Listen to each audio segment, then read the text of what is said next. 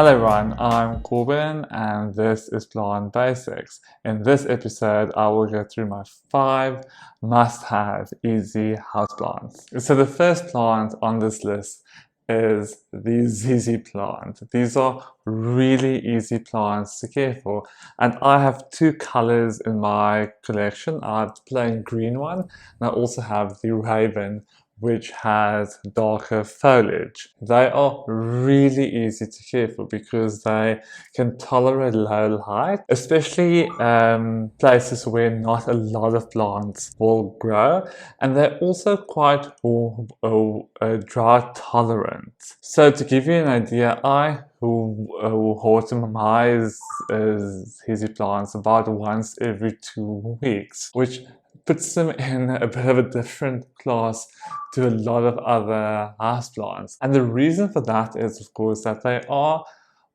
almost like a bit succulent-y because they have very thick, fleshy leaves and they have thick, fleshy roots. So they are really tolerant of drought. But this does come with a caveat.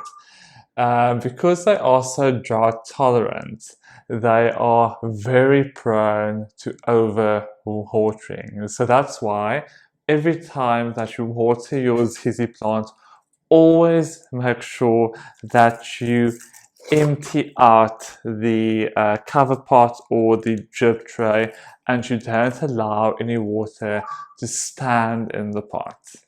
That's really important. Yeah, so really important to empty out the drip tray when you water these. Also something to note that in lower light, in very low light, you'll find that your leaves, I'm not sure these are petioles, but the stems will start to stretch out. It's something I have on my green one, and it doesn't really bother me, but because I think that it makes the plant look very graceful. But if your plant is in brighter light, you'll often notice that the leaf stems are a lot shorter. So this one, for instance, is in my office. It's on my desk, so it gets really bright indirect light. So the leaves are they're a lot shorter than the other one that I have. No direct sunlight. These are forest plants, so direct sunlight can easily burn the leaves. I fertilize my ZZ plants with organic fertilizers. You can use standard houseplant fertilizers, but I like organic ones that you apply to the top of the soil and leaches into the soil because they're not really that fast growing. So regular fertilizer is not really needed. The second one is actually this one. It's the snake plant. Also easy to care for, similar conditions to this. What's great about snake plants is that they can actually tolerate the full spectrum of light. So you can have snake plants in bright light, and if you have the airflow, you can even put them in direct sunlight. I've seen that all over Cape Town, where people have them outside as garden plants and they grow in full sun. But inside, just be careful for that, because if you have it in a windowsill and the sun shines, it can overheat. So you need to have the airflow to cool the leaves with direct sunlight. But so they can tolerate the direct sunlight and bright light, and they can also go into very low light. And the great thing about them is that they don't really stretch. They tend to stay compact even in low light. And yeah, they're just such an easy care plant. You can also probably get away with watering them every 2 weeks. In low light, I dare say you could probably get away with every 3 weeks. They don't need to be repotted often. Snake plants actually like to be pretty tight in the pot. Again, I will just say the only thing to watch out for is don't overwater them. So don't allow them to stand in any water. The other thing I just wanted to say is all of these plants they're also not really phased with humidity. They do fine average household humidity. You don't need to increase the humidity. So pretty easy on the humidity front. There's no need to have excess humidity. So now I want to talk about Monstera. So Monsteras are really great plants. This is a small one. I do have a big one also in my collection. So this is a fairly small one. They like bright light. So a Monstera can tolerate medium light, but if you have your plant in bright light, it will grow quicker. It will also produce more fenestrations on the leaves. So fenestrations are the cuts that you find in Monstera leaves. A mature Monstera leaf will have lots of fenestrations, whereas this is what a baby Monstera leaf will look like. The other thing with a Monstera is it's also fairly drought tolerant. If you miss a watering, it won't be detrimental to the plant, and a bigger specimen can often handle drought a lot better than a smaller plant. In a smaller plant, you are likely to see the leaves curl and kind of droop down, whereas in a bigger plant, you're not very likely to see the signs of water stress as quickly. And the other plant is a Heartleaf Philodendron. So this is the Brazil variety.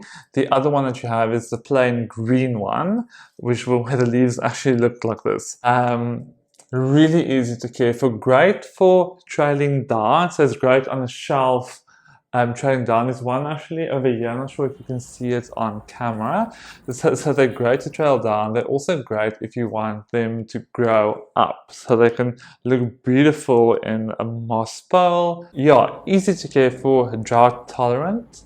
Like I said, will be fine in medium light, can even handle some low light, but your growth and your leaves will get smaller, as you can see has been the case with this plant. It's tolerated being in what I would say a very low light spot, and it's still growing and it's fine. Again, it's a great plant to put somewhere where other plants might not do as great or look as great after a while. This plant has really, since I've had it, it's survived a lot of neglect, which is important in an easy to care for plant.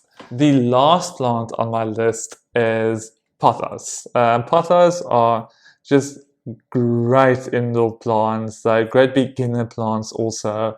They are trailing, or they can also be climbing. It's in the same family as the Heartleaf Philodendron and the Monstera. They are tropical climbers. They come from rainforests. They're also very versatile, so they can also handle quite brightish light but no direct sunlight, and they can also do low light. In low light, obviously, your plant will not grow as fast as it can grow in brighter light. I fertilize my pothos with organic fertilizer. You can use standard liquid fertilizer to fertilize them. So all 5 of these plants actually also make great companion plants. So they're great to kind of group them together in a space. Because the conditions that they like are pretty similar, except maybe the Monstera will maybe not tolerate as low light as these will. These can do pretty low light. So pests, these plants are really resistant to pests. I've never had any pests on any of these. I've never had pests on a Monstera. I've never had pests on a Pothos or a snake plant or a Heartleaf Philodendron or a ZZ plant. Like, never. And I've really, at times neglected these plants because I have other plants in my collection that are really high maintenance. So these ones tend to kind of, get forgotten about. And the fact that they don't then have pests, and on top of that, I don't grow them in their ideal conditions. So they are under a bit of stress and they're still so pest resistant, just reinforces my belief as to how cool they are as plants and how easy to care for they are. Yeah, so no pests that I can think of. If there's other plants that you can think of that should be on this list, please tell me in the comment section below. But thank you so much for everyone who has subscribed and liked my videos. It really means a lot. I will see you in the next video.